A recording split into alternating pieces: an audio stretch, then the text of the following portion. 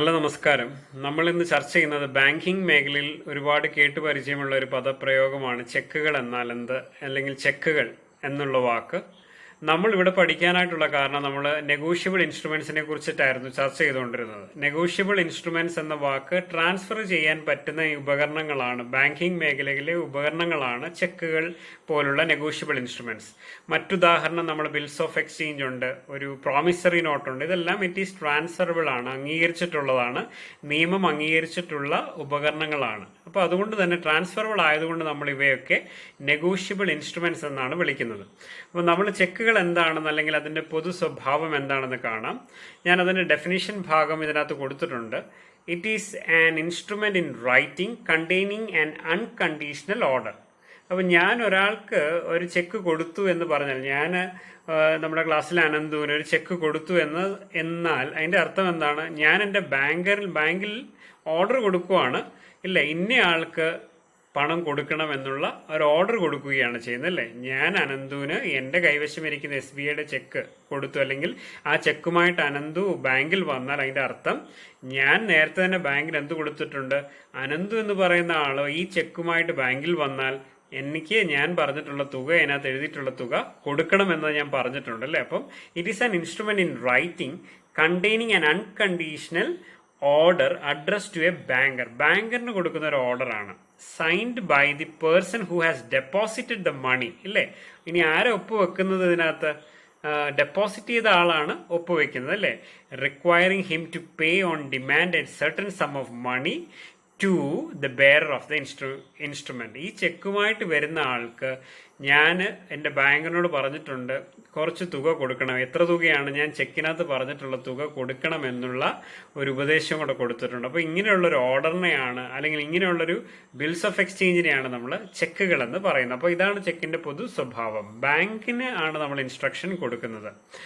Essential features എല്ലാവർക്കും അറിയാവുന്ന പോലെ റൈറ്റിംഗ് ആണ്. It must be in writing. നമ്മൾ എഴുതിയാണ് പലപ്പോഴും, അല്ലേ? പേ ഇന്ന ക്യാഷ്, അല്ലെങ്കിൽ പേ ഇന്നയാള്. ചിലയിടത്ത് പ്രിന്റഡ് ആയിട്ടുള്ള അക്ഷരങ്ങളുണ്ട്, അല്ലെങ്കിൽ പ്രിന്റഡ് ആയിട്ട് പേരുകളൊക്കെ വരാറുണ്ട്.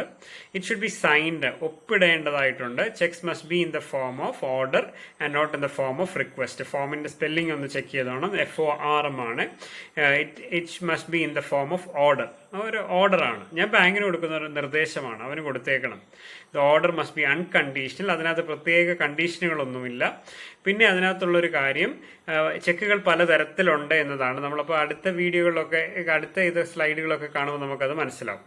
ചെക്കുകളുടെ ഒരു പൊതുവായിട്ടുള്ള ഒരു രൂപമാണ് ഞാൻ ഈ സ്ലൈഡിൽ കാണിച്ചിട്ടുള്ളത്. ഇതിനകത്ത് എന്തൊക്കെ കാര്യങ്ങളാണ് ഒരു ചെക്കിന്റെ അകത്ത് ഉണ്ട് എന്ന് ചോദിച്ചാൽ, ഡേറ്റ് ഉണ്ട്. ഇനി നമ്മൾ അക്കൗണ്ട് ആരുടെ പേരിലാണോ അവരുടെ പേര്, വിവരങ്ങളൊക്കെ അതിനകത്തുണ്ട്. പിന്നീട് അതിനകത്തുള്ള പൊതുവായിട്ടുള്ള കാര്യം,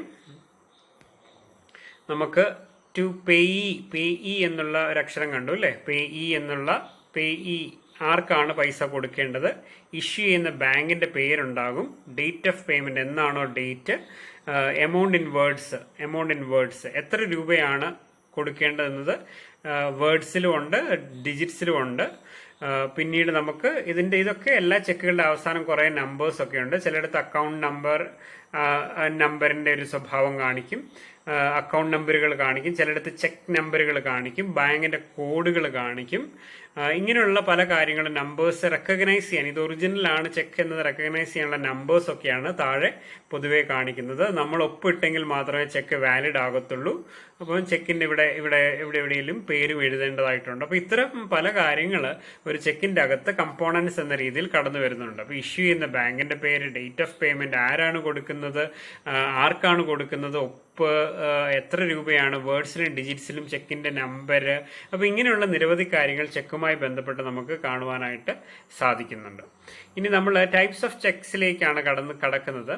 ഒന്നാമത്തെ ടൈപ്പ് എന്ന് പറയുന്നത് ഓപ്പൺ ചെക്ക് ആണ്. Cheque is called opened cheque when it is open, when it is possible to get cash over the counter at the bank. The holder of an open check can receive payment over the counter of the bank, deposit check in his own account, or pass it to someone else by signing on the back of a check. അപ്പോൾ ഒന്നാമത്തെ കാര്യം open check എന്നാൽ എന്തെന്ന് ചോദിച്ചാൽ, open check എന്ന് പറയുന്നത് ആർക്ക് വേണമെങ്കിലും ചെന്ന് ആ ചെക്കിനകത്ത് പേ ക്യാഷ് എന്ന് മാത്രമേ ഉണ്ടാവുള്ളൂ. പേ ക്യാഷ്, പേ ഇന്നയാളുടെ പേരൊന്നുമില്ല. ആ ചെക്കുമായിട്ട് വരുന്ന ആർക്ക് വേണമെങ്കിലും പൈസ പിൻവലിക്കാനായിട്ട് ഓപ്പൺ ആക്കി കൊടുത്തിട്ടുണ്ടെങ്കിൽ നമുക്ക് അതിനെയാണ് കൗണ്ടറിൽ പോയി പണം ഇടപാടുകൾ നടത്താൻ പറ്റുമെങ്കിൽ അത് ഓപ്പൺ ചെക്കാണ്. A cheque which is payable to any person who presents it for the payment at the bank counter is called bearer cheque. Bearer cheque അതിൻ്റെ തന്നെ ഒരു വർഗഭേദം തന്നെയാണ്.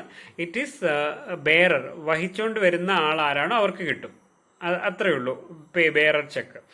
ഓർഡർ ചെക്കാണ്. It is the one which is payable to a particular person. Order കൃത്യമായിട്ട് in such a case the word bearer may be cut out or cancel and the word order may be return. അപ്പം ഓർഡർ ചെക്കിന്റെ പ്രത്യേകത pay ഇന്നയാൾ, pay Vishnudas a sum of ₹20,000 എന്ന് പറഞ്ഞാൽ വിഷ്ണുദാസിന് മാത്രമേ അത് കൊടുക്കത്തുള്ളൂ. അല്ലാതെ പേ ക്യാഷ് അല്ലെങ്കിൽ പേ എമൗണ്ട് ഇത്രയാന്നുള്ള രീതിയിൽ മാത്രം പറഞ്ഞാൽ അത് ആയിട്ട് വരുന്ന ആർക്ക് വേണമെങ്കിലും കൊടുക്കാം. ക്ലിയർ ആണോ?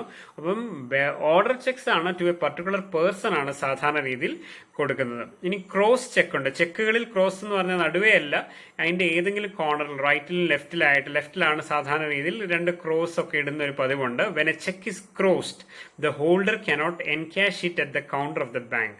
എന്ന് വെച്ചാൽ ക്രോസ് ആണ് ചെയ്യുന്നതെങ്കിൽ അതിന്റെ രണ്ട് വര നമ്മൾ ചെക്കിന്റെ അകത്ത്, ഇതൊരു ചെക്ക് ഫോം ആണ് എങ്കിൽ ചെക്കിന്റെ മുകളിൽ ഇങ്ങനെ രണ്ട് വര ഇട്ടിട്ടുണ്ടെങ്കിൽ അതിന്റെ അർത്ഥം ഈ ചെക്കുമായിട്ട് വരുന്ന ആൾക്ക് ക്യാഷ് ആയിട്ടല്ല കൊടുക്കേണ്ടത്. He should have an account in the bank. ആ ബാങ്കിൽ ഒരു അക്കൗണ്ട് ഉണ്ടെങ്കിൽ അല്ലെങ്കിൽ അക്കൗണ്ട് വഴി മാത്രമേ മാറാൻ പറ്റത്തുള്ളൂ. അദ്ദേഹത്തിന് ഒരു അക്കൗണ്ട് ഉണ്ടെങ്കിൽ അക്കൗണ്ടിൽ നിക്ഷേപിച്ചതിന് ശേഷം അതിൽ നിന്ന് പിൻവലിക്കാനായിട്ട് പറ്റും. അപ്പോൾ ക്രോസ് ചെക്കിന്റെ പ്രത്യേകത, when a cheque is cross he can not withdraw money from the cash counter. കൗണ്ടറിൽ പോയി നേരെ പണം വാങ്ങിച്ചുകൊണ്ട് പോകാൻ പറ്റത്തില്ല. The payment of such a cheque, ആ ചെക്കിന്റെ പേയ്മെന്റ് എവിടെയാണ്? Is only credited to the bank account of the pay.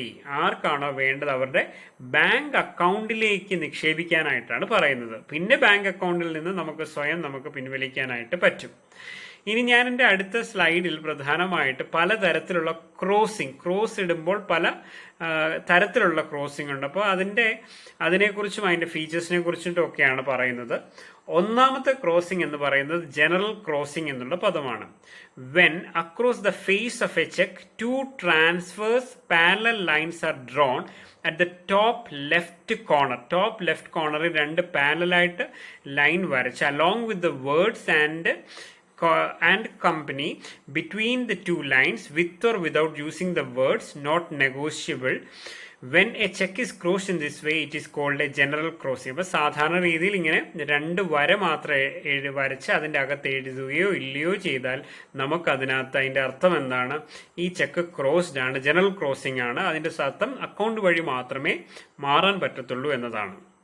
Restrictive crossing, when in between the two transverse parallel lines, രണ്ട് ലൈൻ്റെ ഇടയിൽ the words account payee is written across the face of a cheque, then such a crossing is called restrictive crossing or account payee crossing. In this case the cheque can be credited to the account of the stated person only, making it a non-negotiable instrument. അപ്പം ഒന്നാമത്തെ general crossing ചെയ്തതിന്റെ അർത്ഥം it can be വേറൊരാൾക്ക് വേണമെങ്കിൽ കൈമാറാൻ പറ്റും. രണ്ടാമത്തെ നമ്മൾ റെസ്ട്രിക്റ്റീവ് ക്രോസിംഗ്, രണ്ട് വര വരച്ച് അതിൻ്റെ ഇടയിൽ അക്കൗണ്ട് പേ എന്ന് എഴുതിയാലും അതിൻ്റെ അർത്ഥം അക്കൗണ്ട് വഴിയേ മാറാൻ പറ്റത്തുള്ളൂ, പക്ഷേ വേറൊരാൾക്ക് ഈ ചെക്ക് കൈമാറാൻ പറ്റത്തില്ല. ഞാൻ ഇന്നയാൾക്കാണ് അക്കൗണ്ട് പേ, ഇന്നയാളുടെ പേരിലാണ് ചെക്ക് എഴുതിയിട്ടുള്ളതെങ്കിൽ അയാൾക്ക് മാത്രമേ കൊടുക്കാൻ പറ്റത്തുള്ളൂ. അയാൾ വേറൊരാൾക്ക് അത് കൈമാറിയാൽ it is not worthy. Special crossing, a check in which the name of the banker is written across the face of the check in between the two transverse parallel lines with or without using the word not negotiable. This type of crossing is called special crossing. ബാങ്കറിന്റെ പേരാണ് ഇടയ്ക്ക് എഴുതിയിട്ടുള്ളത് എങ്കിൽ നമുക്കതിനെയാണ് special crossing എന്ന് പറയുന്നത്.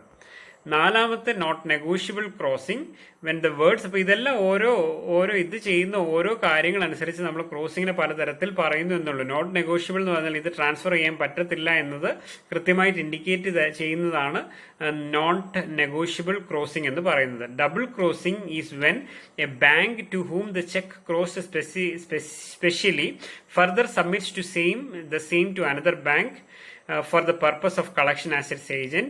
In this situation, the second crossing should indicate that it is serving as an agent to the prior bank. അപ്പം ഒരു bank വേറൊരു ബാങ്കിലേക്ക് ഈ ചെക്ക് മാറാനായിട്ട് പണം വാങ്ങാനായിട്ട് കൊടുക്കുകയാണെങ്കിൽ ആ ബാങ്ക് നടത്തുന്ന വേറൊരു സ്പെഷ്യൽ ക്രോസിംഗ് ആണ് ഡബിൾ ക്രോസിംഗ്. ഓൾറെഡി ഉള്ള ക്രോസിങ്ങിനെ അവർ വേറൊരു ബാങ്കിന് കൊടുക്കുന്ന നിർദ്ദേശം എന്ന രീതിയിലാണ് ഡബിൾ ക്രോസിംഗ് എന്ന് പറയുന്നത്. അപ്പോൾ ഇതെല്ലാമാണ് ഡിഫറെൻറ്റ് ടൈപ്സ് ഓഫ് ക്രോസിംഗ്. അപ്പോൾ നമ്മൾ അറിഞ്ഞിരിക്കേണ്ട ഒരു കാര്യം, ക്രോസിംഗ് എന്താണ് നമുക്ക് എയിം ചെയ്യുന്നതെന്ന് ചോദിച്ചാൽ കൗണ്ടറിൽ മാറാൻ പറ്റത്തില്ല പണം, മറിച്ച് ഈ പണം എവിടെ മാറാൻ പറ്റത്തുള്ളൂ അല്ലെങ്കിൽ എവിടെയാണ് ഈ ക്രോസിംഗ് ചെയ്യുന്നതിന്റെ ഭാഗമായിട്ട് through the account of A person.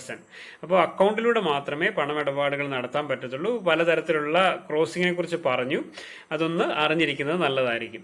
Dishonour of cheques എന്നതാണ് അടുത്തൊരു വാക്ക് പരിചയപ്പെടുത്തുന്നത്. ഡിസോണർ എന്ന് പറഞ്ഞാൽ എന്താണ്? ഡിസോണർ, ചെക്ക് മടങ്ങുക എന്നുള്ള വാക്ക് പലപ്പോഴും കേട്ടിട്ടുണ്ട് അല്ലേ? ചെക്ക് മടങ്ങുക എന്ന് വെച്ചാൽ എന്താണ്? അക്കൗണ്ടിൽ പണമില്ല, പക്ഷെ ചെക്ക് കൊടുത്തു. ഞാൻ വിഷ്ണുദാസിന് ചെക്ക് കൊടുത്തു, 20,000 രൂപയുടെ ചെക്ക് കൊടുത്തു എന്ന് ഒരു ഉദാഹരണം ഇരിക്കട്ടെ, ഞാൻ കൊടുത്തു.